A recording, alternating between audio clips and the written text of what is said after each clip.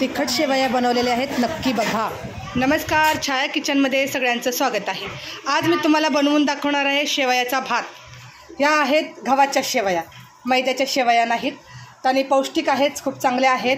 तर शेवयाचा भात बनवण्यासाठी बघा अगदी थोडक्यात साहित्य घेतलेलं आहे।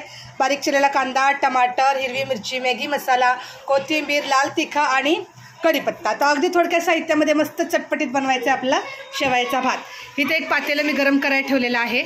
पातेलं गरम करायला ठेवलंय तर ह्याच्यामध्ये घालते मी तेल पुरेसे घालून ह्या शेवया आपण भाजून घ्यायच्या आहेत तेलामध्ये। जराशा हलक्या हलक्याशा अशा भाजून घ्यायच्या, जेणेकरून ह्याचा कच्चा वास निघून गेला पाहिजे। बघा भाजून घेतलेल्या आहेत, जराशा हलक्या हलक्या भाजायच्या आहेत, जास्त करपवायच्या नाहीत। असा भाजून घेतल्यानंतर शेवयाचा भात आहे ना मोकळा होतो। काढून घेते मी। आपल्याला ह्याच पातेल्यामध्ये करायचं आहे। आता ह्याच पातेल्यामध्ये बघा मी तेल घातलेलं आहे।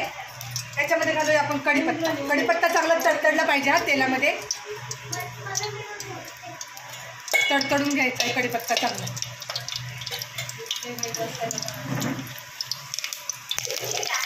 आता आपला कढीपत्ता तडतडलेला आहे, असा कढीपत्ता तडतडून द्यायचा आहे। याच्यामध्ये घालूया कांदा।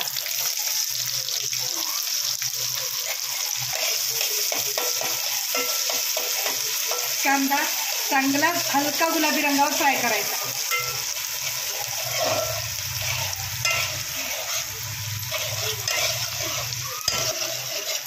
आता याच्यामध्ये टाकूया आपण टमाटर, खूप साध्या सोप्या पद्धतीने। आता मी बोलत होती शेवयाचा भात, पण आई बोलते नाही शेवयाचा भात नाही, तिखट शेवया बनवते असं बोल।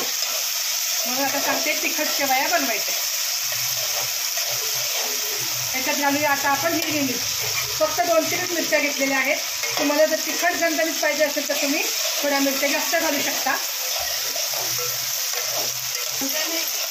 आता बघा हे छान फ्राय केलेलं आहे मी। याच्यामध्ये घालूया आपण मॅगी मसाला। अहो मॅगीला सुद्धा मागं सारेल असा हा मस्त तिखट शेवया होतात।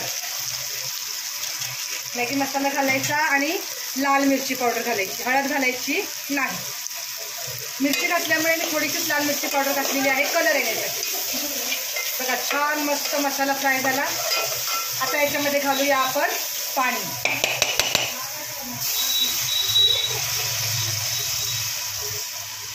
हलकीशी उकळी आलेली आहे, तर ह्याच्यामध्ये चवीनुसार मी मीठ घालते, कारण मसाल्यामध्ये ऑलरेडी मीठ असतं। मिक्स करून घेऊया आणि चांगली उकळी आल्यानंतर आपण त्या शेवया त्याच्यामध्ये टाकून घेऊया।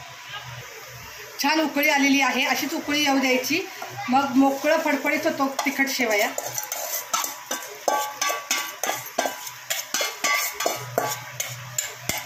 शेवया टाकून घेतलेल्या आहेत आता सगळ्या, आणि आता हे मिक्स करूया आपण।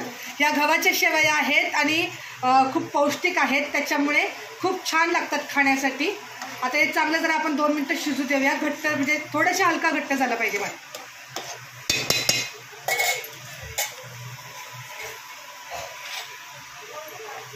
बघा खूप छान आणि मस्त असा हा तिखट शेवया झालेल्या आहेत। तर मी आता एका बाउलमध्ये तुम्हाला काढून दाखवते।